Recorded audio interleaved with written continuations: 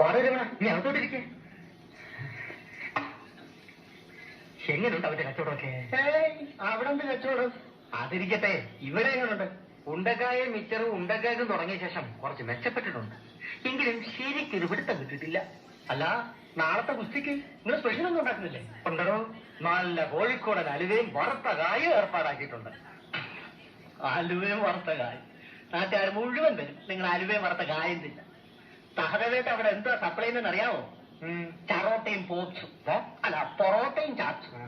ആളുകൾ ഇടിച്ചു കയറും. എന്നാ പിന്നെ ഞാനത് തുടങ്ങിക്കളെ. എങ്ങനെ തുടങ്ങാന്? മുൻകൂട്ടി ഓർഡർ ചെയ്യാതെ ആട്ടിറച്ചി കോഴി ഇറച്ചിയൊക്കെ കിട്ടുമോ? പിന്നെന്താ ചെയ്യാ? പിന്നെ ഞാനൊരു വഴിയും കാണുന്നില്ല. എന്നാ ഞാനൊരു വഴി കാണുന്നുണ്ട്. നിനക്ക് ഞാൻ 10 രൂപ തരും. ഒരു ചെറിയ പണി ഒപ്പിക്കണം. ഒപ്പിക്കാം.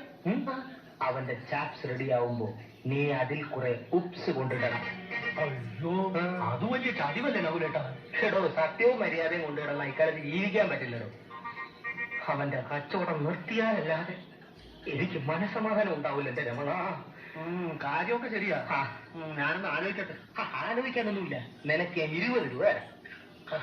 രൂപ? ശരി, ഞാൻ ചെയ്യാം. നിന്റെ ദൈവം രക്ഷിക്കടാ.